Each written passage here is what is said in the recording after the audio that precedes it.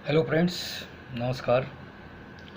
Judicial exam watcher channel से मैं राजेश कुमार सोनी आज स्पेसिफिक रिलीफ एक्ट का सेकंड पार्ट लेकर आया हूँ। और इसमें मैं जो भी मेरे पास ये रेडीमेड मटेरियल है, ये रेडीमेड एमसीक्यू हैं। उनमें से जो बहुत अच्छे एमसीक्यू हैं, जो पता ही होने चाहिए, जनरली इन्हें एग्ज़ाम में पूछा ही जाता है,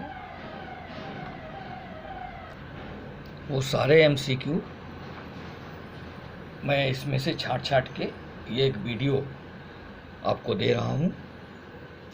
और इसमें समय बचेगा हमारा। आपको ज़रूरत की चीज़ें ही इस समय पढ़नी चाहिए, क्योंकि पढ़ा तो बहुत कुछ गया है और अभी भी पढ़ ही रहे हैं, लेकिन जब एग्ज़ाम का समय आता है तो कुछ विशेष, कुछ सिलेक्टेड पढ़ना चाहिए। तो चलिए शुरू करते हैं। पहला क्वेश्चन इस वीडियो का है, विशिष्ट अनुतोष अधिनियम, जो संशोधन अधिनियम है हमारा 2018 का, तो अधिनियम 2018 द्वारा निम्नलिखित में से कौन सी धारा प्रतिस्थापित की गई है। तो देखिए, इसमें ये तीनों धाराएं प्रतिस्थापित की गई हैं, तो ये याद रखना है, इनमें से कोई एक धारा पूछ ली जा सकती है या तीनों पूछ ली जा सकती है, जैसी भी स्थिति हो, वो जैसा भी एमसीक्यू आपको रखना है। लेकिन ये धारा तीनों आपको याद रखनी है कि 10, 14 और 20 यानी कि 20, ये तीनों धाराएं प्रस्तापित की गई हैं। दूसरा क्वेश्चन है, विशिष्ट अनुतोष संशोधन अधिनियम 2018 द्वारा निम्न में से कौन सी धारा अंतः स्थापित की गई है। तो अगर इंसर्टिंग की बात होती है, इंसर्ट की गई हैं, तो ये तीनों धाराएं इंसर्ट की गई हैं, तो ये भी आपको पता होना चाहिए। ये ऐसे क्वेश्चन हैं जो अचानक सामने आते हैं और गलत होने की संभावना रहती है। अगला क्वेश्चन है, विशिष्ट अनुतोषवाद के साथ साथ निम्नलिखित अनुतोष की मांग की जा सकती है। तो ये हमारा एक्ट कहता है कि अगर विशिष्ट अनुतोष का वाद आपने दाखिल किया है तो उसके साथ आप ये भी अनुतोष मांग सकते हैं और आपको मिल सकता है, और अनुतोष की मांग की भी जानी चाहिए। एक्ट ये कहता है कि यदि अगर विशिष्ट अनुतोष के वाद में आपकी जो संविदा है उसका विनिर्दिष्टता पालन नहीं किया जा सकता, तो कम से कम अगर आपने कोई अनुषंगिक अनुतोष मांग रखा है तो उस पर उसको दिया जा सकता है। ये एक व्यवस्था है इसी एक्ट में। तो इनमें से किस निम्नलिखित अनुतोष की मांग की जा सकती है, मतलब किस तरह के अनुतोष की मांग की जा सकती है। तो अगर तो आप ये देखिए, संपत्ति के अधिपत्य के लिए आप इसकी मांग कर सकते हैं। उसके साथ साथ संपत्ति के विभाजन और अलग अधिपत्य का भी आप अनुतोष मांग सकते हैं। अग्रिम राशि की वापसी के लिए भी अनुतोष मांग सकते हैं, या फिर अन्य अनुतोष जिसके लिए वह अधिकृत हो। ये भी अब ये स्थिति परिस्थिति पर निर्भर करता है कि मामला कैसा है और किस अनुतोष का वो अधिकारी है, वो अनुतोष वो मांग सकता है। तो इस तरह से ये उपर्युक्त सभी हो जाएंगे। तो ये भी एक अच्छा क्वेश्चन है और इसके भी गलत होने के चांस रहते हैं। तो एक ये क्वेश्चन है। अब अगला क्वेश्चन है, विलेखों का परिशोधन मात्र इस आधार पर नहीं किया जा सकता। तो विलेखों का परिशोधन से संबंधित जो सेक्शन है वो 26 है हमारे पास इसी एक्ट का, और इस 26 में ही बता दिया गया है कि यदि ये स्थितियां हैं तो फिर विलेखों का परिशोधन नहीं किया जा सकता। पहला है, उसका निष्पादन कपट या पारस्परिक भूल से किया गया है तो संशोधन नहीं हो सकता, परिशोधन नहीं हो सकता। किसी एक पक्ष ने भूलवश निष्पादन कर दिया है, ये भी स्थिति है। परिशोधन के बिना अन्याय होने की संभावना है, और यदि परिशोधन के बिना अन्याय होने की संभावना साबित की जाती है तो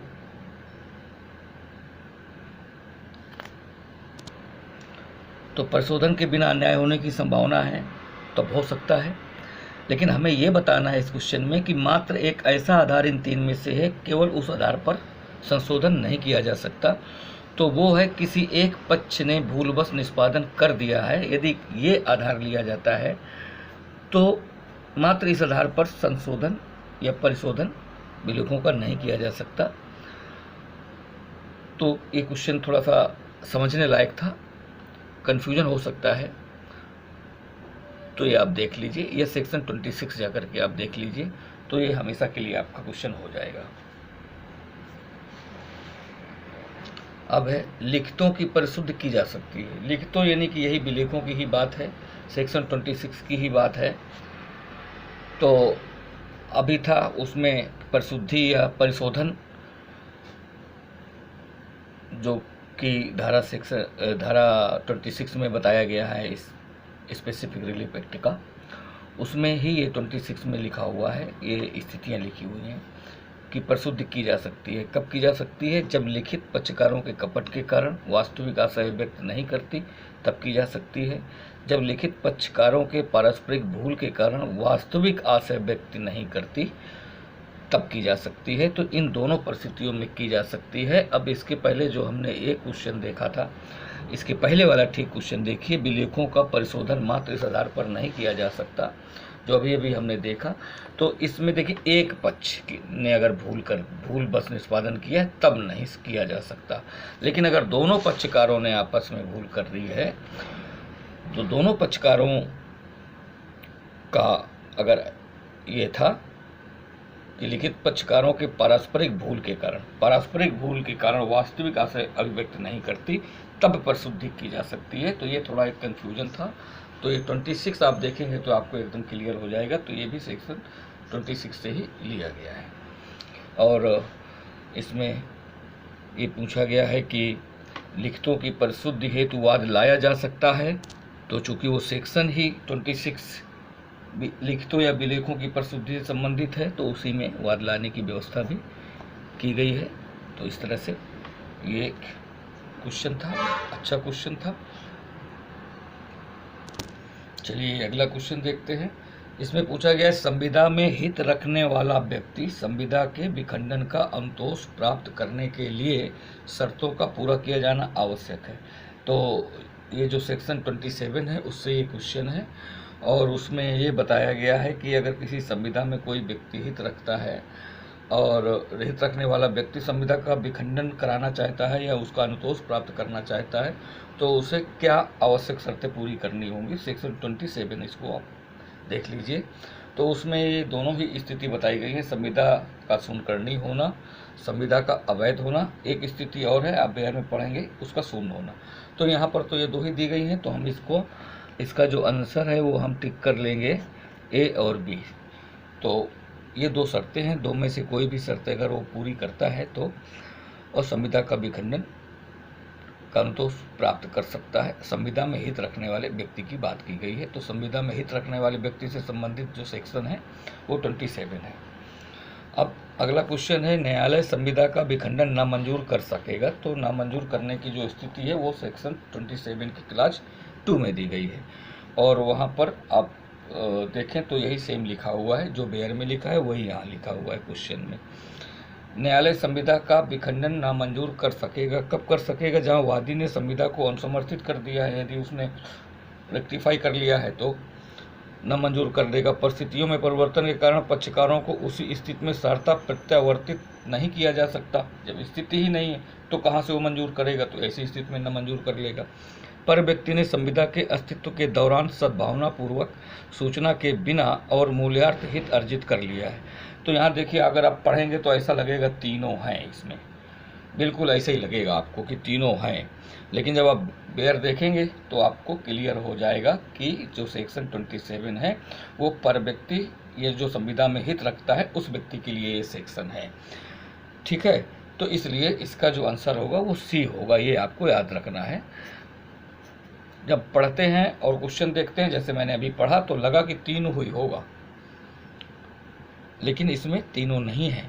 सेक्शन 27 का क्लास 2 उठा के देखेंगे तो उसमें यही लिखा हुआ है, सेम जो यहाँ पर लिखा हुआ है क्वेश्चन पे, और उसमें एक ही है। तो पर व्यक्ति ने संविदा के अस्तित्व के दौरान सद्भावनापूर्वक सूचना के बिना और मूल्यार्थ हित अर्जित कर लिया है, तो न्यायालय संविदा का विखंडन नामंजूर कर सकेगा। इतना है इसमें। अगला क्वेश्चन लेते हैं। ये बहुत बहुत अच्छा क्वेश्चन है कि न्यायालय कब लिखत को रद्द कर सकता है। तो लिखत को रद्द करने की जो स्थितियां हैं वो या तो शून्य हो या वो शून्य करनी हो। तो यहाँ पर अगर क्वेश्चन को की फ्रेमिंग देखिए तो ऐसा उसने लिख रखा है कि जब वह शून्य हो, जब वह शून्य करनी हो, जब वह शून्य या शून्य करनी हो। तो अगर एकदम हम क्लियर नहीं है तो फिर थोड़ा सा डाउट में ये क्वेश्चन गलत हो सकता है कि शून्य है कि शून्य करनी है, जबकि स्थिति दोनों है। इसलिए हम आंसर करेंगे इसका सी, जब वह शून्य या शून्य करनी हो। इन स्थितियों में न्यायालय लिखत को रद्द कर सकता है। चलिए अगला क्वेश्चन देखते हैं। ये बहुत अच्छा क्वेश्चन है और बहुत एग्जामों में बहुत बार पूछा गया है। ये मतलब एक मैं समझता हूँ फेवरेट क्वेश्चन है किसी भी जुडिशरी बोर्ड का। सेक्शन 34 धारा 34 के अंतर्गत हैसियत या अधिकार की घोषणा का प्रभाव क्या होता है। तो जो धारा 34 में बताया गया है वो ये बताया गया है कि वादी, प्रतिवादी और उससे व्युत्पन्न अधिकार के अधीन दावा करने वाले व्यक्तियों पर ही इस तरह की घोषणा बाध्यकारी होती है। इस तरह की घोषणा बाध्यकारी होती है। तो ये एक अच्छा क्वेश्चन है। दूसरा क्वेश्चन है, न्यायालय परिस्थिति या किसी संपत्ति में अधिकार की घोषणा नहीं करेगा जब वादी केवल हक की घोषणा के लिए वाद लाता है, जबकि वह अन्य कोई अनुतोष मांग सकता था, संपत्ति में कब्जे की मांग करता है, स्वत्व के आधार डिग्री की मांग करता है, उपयुक्त सभी।